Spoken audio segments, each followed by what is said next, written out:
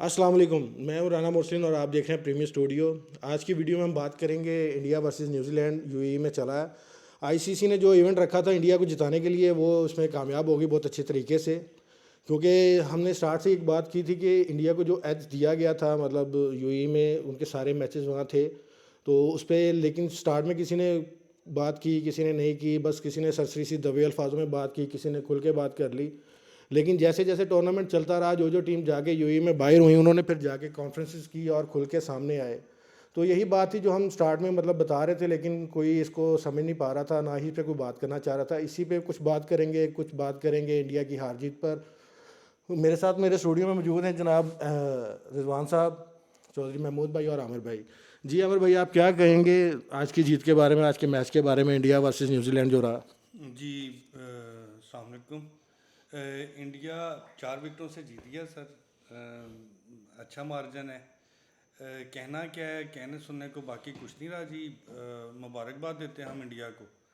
लेकिन मेरा ख्याल है कि ये हिस्ट्री का मतलब अभी तक जो क्रिकेटिंग हिस्ट्री है उसमें मुतनाज़ तरीन टूर्नामेंट ये जो है वो करार पाएगा। मैं समझता हूँ इसको कि ये मुतनाज़ तरीन है। एक टीम, अच्छा अगर वो पूरे यूएई में भी उसके मैचेस होते ना, कोई ग्राउंड तब्दील होता, कोई विकेट तब्दील होता तो समझ में आता था कि उन्हें एज नहीं दिया गया।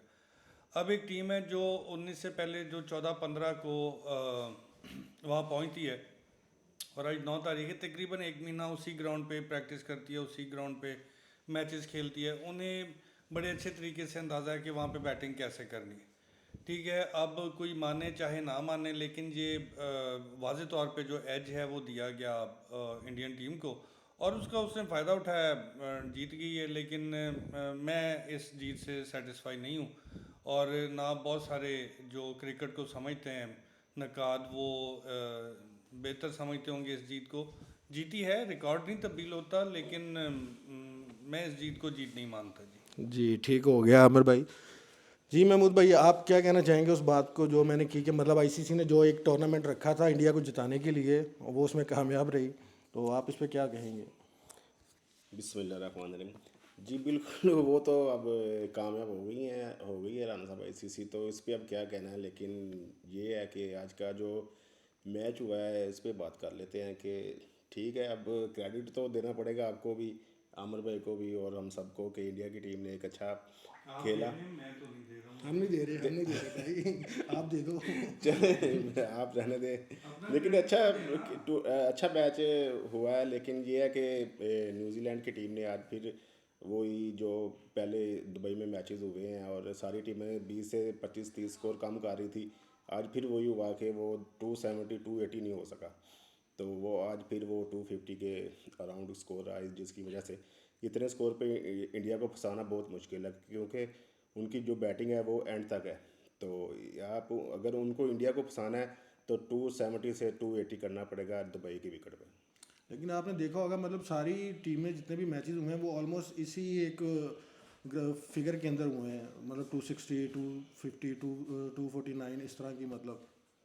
जी यही बात कर रहे हैं ना कि रान साहब, अब अगर 10-20 स्कोर 270 280 होगा तो फिर ज़्यादा आप उनको मुश्किल में ला तो सकते इंडिया ने हैं। भी तो बैटिंग करके वो 249 ही मतलब किया था, वो भी नहीं 280 300 पे जा सके वो भी। जी लेकिन उनकी आप देखें ना बॉलिंग, जो उनकी स्पिन बॉलिंग थी, तो वो उसमें कामयाब रहे और वाहद एक इंडिया ने 250 करके मैच जीता है यहाँ स्पिन बॉलिंग नहीं, स्पिन प्लान कहें उनका, जो के। मतलब आईसीसी ने उनको दिया था ना वो जी प्लान। देखें ना, अब यही बात है ना कि आज भी देखें, जब न्यूजीलैंड ने बैटिंग शुरू की तो बहुत अच्छा मैच आ रहा था 10 से 11 ओवर तक। लेकिन दस ग्यारह जैसे ओवर ही तक नहीं, जैसे 10-11 ओवर तक नहीं, जब तक स्पिनर्स नहीं आए हाँ थे। जी, जैसे ही उनके ये पूरी स्पिनर बात करें, मैच आधी में आए, बात ना बताएं अवाम को ना मैं आप। वही बताने लगा ना अमर भाई, कि जैसे ही उनके स्पिनर आए तो वो वो रेत आईसीसी रे, का प्लान आया जब दिया तो हुआ प्लान। न्यूजीलैंड की बैटिंग जो है वो रेत की दीवार साबित हुई और वो आउट पे आउट, आउट पे आउट। चलें जी, रिजवान भाई आप क्या कहना चाहेंगे? मतलब आपने डिस्कशन सुनी दोनों भाइयों की, वो मैं भी, मेरा भी आमिर भाई वाला ही जो है एक नज़रिया है कि मतलब उनको एज दिया गया, एक प्लान दिया गया, उनके लिए आईसीसी टूर्नामेंट रखा गया और वो जीते। ये आईसीसी के लिए बहुत बड़ी मुबारकबाद हो कि उनका प्लान कामयाब रहा। आप इस पर क्या कहेंगे? जी जी राना साहब, देखें, प्लान तो अगर किए जाए ना तो वो कामयाबी होते हैं। ठीक है। तो आईसीसी का प्लान, आप अगर ये बात करें ना कि आईसीसी एक हटके एक अदारा है, तो मैं इसको नहीं एग्री करता, चूँकि आईसीसी भी इंडिया ही है, बीसीसीआई है। ठीक है। क्योंकि जो उन्होंने चाहा वही हुआ, क्योंकि आईसीसी कोई हटके नहीं है, मतलब कि अब आप यानी कि खुला तसाद ही है ये। आप देख लें कि उन्होंने अपनी मनमानी के मुताबिक एक ही ग्राउंड के अंदर सारे मैचेस रख लिए। थोड़े हटके मैचेस हो जाते, शारजा में मैच करवा लेते, ठीक है, डिफरेंट ग्राउंड्स के अंदर मैच होते, तो फिर पता चलता कि भाई इंडिया कितने पानी में है, ठीक है। लेकिन बस ये है ना कि नंबर 1 पे रहने का शौक़ है, लेकिन बेईमानी से, ठीक है, और हर ड्रामियों से, तो वो कामयाब हो गए उसके अंदर। दूसरा ये कि न्यूजीलैंड के अंदर थोड़ी सी यहाँ पे प्लानिंग में थोड़ा सा रहा है उनका कि जब उनको भी पता था कि ये पिच जो है वो स्लो बॉल की है, स्पिनर की है, तो उनको उसके हिसाब से स्पिनर को चलाना चाहिए था, उसके हिसाब से उसका प्लान करना चाहिए था। लेकिन वो उस प्लान के अंदर कामयाब नहीं रहे, क्योंकि जैसे ही बमन भाई ने आप जैसे कह रहे हैं, जैसे कि यानी कि 10-12 ओवर के बाद जैसे उन्होंने स्पिनर लगाए हैं, तो उनकी एक पहली विकेट आई, फिर दूसरी विकेट आई, इस तरह करके फिर भी न्यूजीलैंड ने 6 आउट किए, नहीं, वो ठीक एक है। फर्क तो भी है ना कि उनका जो था मैचेस वो पाकिस्तान और यूएई दोनों में थे, तो उसने तो दोनों दोनों के हिसाब के हिसाब से select टीम की। सेलेक्ट करनी थी। बिल्कुल। अब इंडिया ऐसा ने नहीं था कि उसने सिर्फ यूएई में नहीं, खेल- दुबई में खेलना था तो वो अपने 6 स्पिनर्स नहीं 6 स्पिनर ना लेकर आते, अब पार्ट टाइमर्स है ना उनके पास भाई, जो लेकिन उन्होंने पाकिस्तान लेकिन के साथ- एग्जीक्यूट उस हिसाब से करते हैं ना, मैच को उस हिसाब से एग्जीक्यूट करते, ताकि स्टार्टिंग के अंदर विकेट आ जाती। पहले 10 ओवर के अंदर अगर विकेट आ जाती ना, तो करवाई है 4 स्पिनर्स के साथ बॉलिंग, बिल्कुल लेकिन कराई ये है। ना 2 पार्ट टाइमर्स हैं उनके पास, बिल्कुल और बिल्कुल। इंडिया के पास चारों के चारों जो बॉलर हैं वो स्पेशलिस्ट हैं। देखें, ठीक है, लेकिन वो उन्हीं अपनी सेलेक्ट की टीम में से खिलाना था ना उन्होंने। लेकिन उसके अंदर ये था ना कि वो उस सिलेक्शन को थोड़ा सा पीछे ले आते ना, थोड़ा सा आगे लेके जाके उन्होंने नहीं खिलाया, ना, वो ला सकते थे, तो मतलब वो बता रहे हैं ना कि दोनों मुल्कों को देख के उन्होंने टीम सेलेक्ट किया, सिर्फ एक पिच को, एक ग्राउंड को, वो या एक मुल्क को देख के नहीं ना, मतलब उसका पाकिस्तान के अंदर उसके पूल मैचेस जो हैं वो पाकिस्तान पाकिस्तान के के अंदर, अब इधर जो है वो स्पिनर को बड़ी आसानी से खेला जा सकता है पाकिस्तान के अंदर। वो उन्होंने अपने फास्ट बॉलर्स खिलाए हुए हैं, और वो उनका मैच आ गया फाइनल जो है दुबई के अंदर, उधर वो कैसे अपने बॉलर चेंज कर लेंगे विदाउट अप्रूवल आईसीसी के। बस अब इसमें यही है कि नेक्स्ट देखते हैं। हाँ जी, नेक्स्ट तो मतलब देखेंगे क्या कर सकती है आईसीसी, अपने आप को बदलेगी या इसी तरह इंडिया के इशारे पे चलती सर रहेगी। ऐसे ही चलेगा। आपने वो सुनील गावस्कर साहब का बयान नहीं सुना? नासिर हुसैन ने स्टेटमेंट दिया है कि जी इंडिया को फेवर दी जा रही है। हाँ जी। तो सुनील गावस्कर साहब का आप तकबर चेक करें, उन्होंने कहा है जी कि जो नासिर हुसैन की सैलरी है ना वो भी इंडिया से जाती है। आप इन लोगों की हट धर्मी देखें, बेशर्मी, वो एक कहावत है, एक चोर उतो चलितर, ठीक है। तो इंडिया का हिसाब बेशर्मी वाली इनकी हरकतें हैं, और ये अपने आप को विनर कहते हैं। मैं तो जी फिर कहूँगा कि ये मुतनाज़ तरीन जीत है इंडिया की, और इस तरह के टूर्नामेंट जितने मर्जी जीत लें।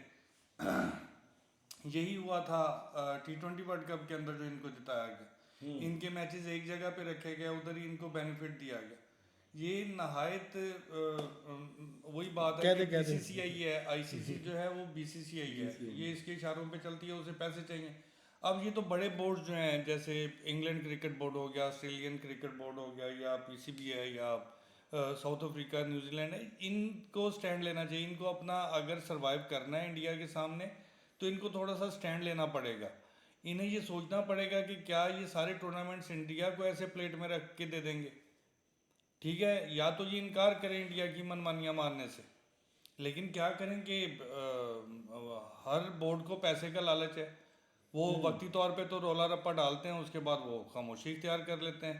या तो कोई प्रिंसिपल तय कर लें ये 4-5 जो बड़े बोर्ड्स हैं मिलके इंडिया के बगैर, कि यार हम प्रिंसिपल पे खड़े होंगे।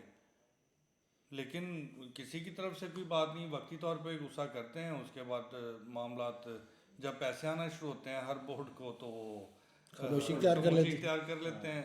नहीं, अभी देखिएगा, अभी जैसे कि मैच खत्म हो गया है, अभी इसके बाद अभी न्यूजीलैंड की प्रेस कॉन्फ्रेंस आएगी, और आप देखेंगे उसके अंदर, और वो लोग इसी चीज़ को करेंगे कि हमारे साथ ज्यादती हुई है, लेकिन वो क्या फायदा उस चीज़ का? देखना है कि रिजवान भाई, और अब अभी फाइनल भी अगर दुबई से हटा के किसी और ग्राउंड के अंदर कर दिया जाता ना, तो फिर भी इंडिया के लिए बड़ी मुश्किलात का सामना करना पड़ता था। अबू धाबी में करा लेते। लेकिन ग्राउंड और विकेट चेंज होती तो और मेरा ख्याल है कि ये 50-50 मुकाबला हो सकता था। अब सबको पता है, जो जितने नाज़रीन हैं क्रिकेट के, सबको 80-90% पता था कि इंडिया जीतेगा। मतलब एक मैच है जो शुरू होने से पहले पता है कि जी कौन जीतेगा। वन साइडेड था। वन साइडेड मतलब हर किसी को पता था कि इंडिया मैच जीतने वाला है, और वही हुआ है जिसका जो रिजल्ट था। थोड़ी सी वो एक जिसे नूरा कुश्ती कहते हैं वो थोड़ा सा उन्होंने रंग भरा उसके अंदर, एक दो विकेटें गिरा के अपनी। यानी कि वो इवेंट करवाया बस। हाँ जी, इवेंट करवाया बस। जी बाकी मतलब इंडियंस आपकी इंडियंस की बात करें तो उनके स्टेटमेंट हमेशा से ऐसे ही होते हैं, बड़े बड़े स्टेटमेंट्स दे देते हैं बिना सोचे समझे। आप उनके न्यूज़ एंकर देख लें या साबिक क्रिकेटर्स देख लें या उनके जो यूट्यूब चैनल्स पे बैठे हुए हैं, मतलब उनकी ज़ुबान में कंट्रोल ही नहीं है। बस वो तकब्बर है ना, मतलब आप चीज़ों को लेके चलते हैं अपने हिसाब से। मैं देखता हूँ कि अगर ये चार बड़े बोर्ड जो हैं, आप पीसीबी को छोड़ दें, इंग्लैंड, ऑस्ट्रेलिया, तो अमर भाई ये बिग फोर का हिस्सा है ना, ये चार्ट इंडिया भी तो उसका हिस्सा ही है ना बिग फोर का। कौन से बिग फोर का? ऑस्ट्रेलिया, इंडिया, इंग्लैंड और साउथ अफ्रीका जो। सर बिग फोर का हिस्सा है, और वो अभी तक वैलिड है वो बिग फोर जो है। यही देख रहे हैं ना अब के वो अभी है। अगर होता तो फिर ये बयानबाजी ना करते। अभी स्मिथ ने भी जाके जो कहा है।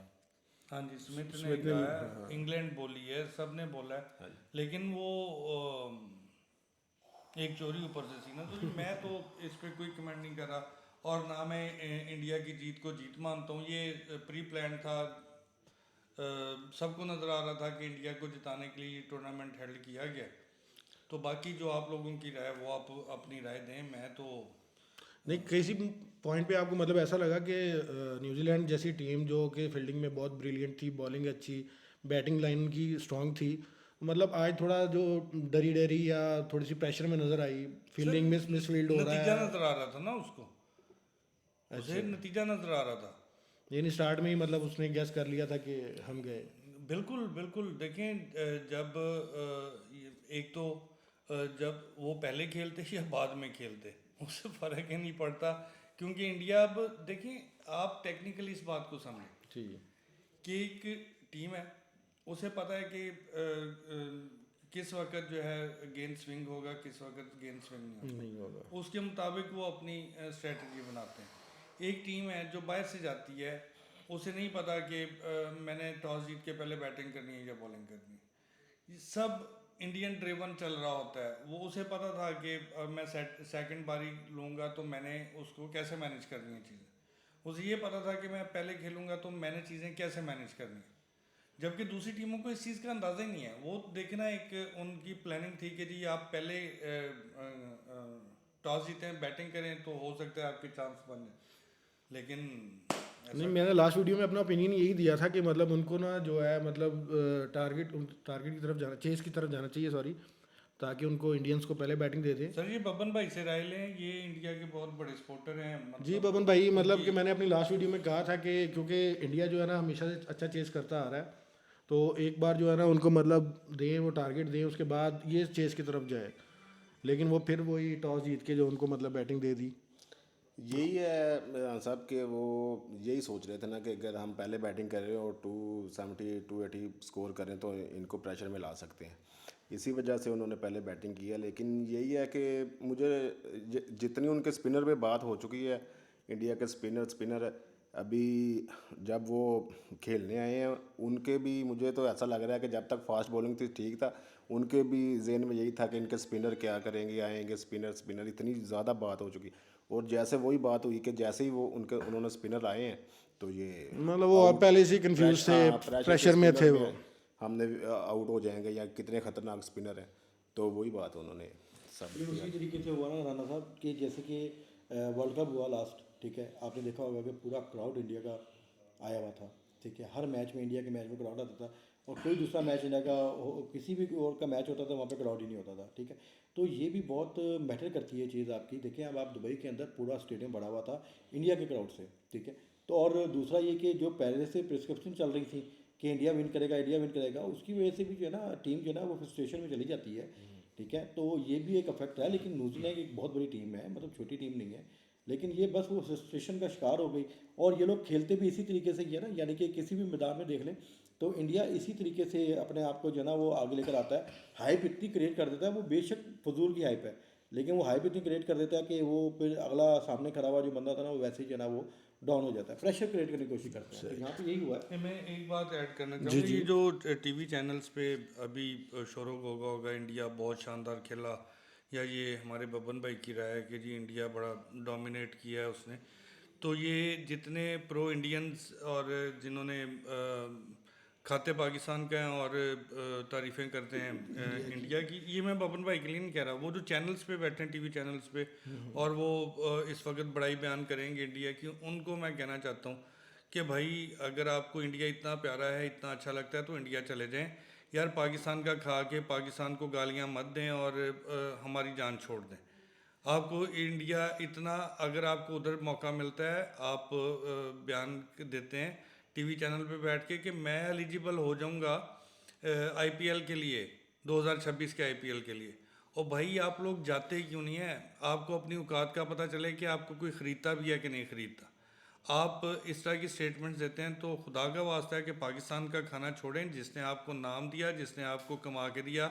पाकिस्तान की जड़ें खोदने के बावजूद आप जुए खेलते रहे और फिर भी आपको मौका दिया, और उसके बाद आप ये करते हैं कि पाकिस्तान की जग हसाई का बायस बनते हैं। तो आपकी मेहरबानी है कि अगर आपको अहमद शहजाद साहब या मोहम्मद आमिर साहब, शोएब अख्तर साहब, आपको इंडिया इतना पसंद है तो उधर जाएं और उधर बैठ के अपनी जो ये तज्जिया खूब गालियाँ निकालें पाकिस्तान को, जैसे बाकी यूट्यूबर्स और चैनल्स वाले के देते हैं, लेकिन पाकिस्तान की जान छोड़ दें प्लीज़। जी नाज़रीन, मतलब आपने सब भाइयों की बातें सुनी, मतलब सब इस वक्त थोड़े से गुस्से का शिकार है, नॉट कि इंडिया विन कर गया, बल्कि आईसीसी की जो गलत तरीक़ेकार है उनको लेके। तो खैर इंडिया फिर भी जो जीत गया, आईसीसी को मुबारक हो, इंडिया को नहीं आईसीसी को मुबारक हो। तो आज का प्रोग्राम यहीं पे ख़त्म करते हैं हम, ठीक है। हमारे चैनल को लाइक करें, सब्सक्राइब करें, शेयर करें, अपनी कमेंट्स में अपनी राय दें, इसको मज़ीद अच्छा करेंगे। आप हमारे साथ जुड़े रहे। अल्लाह हाफ़िज़।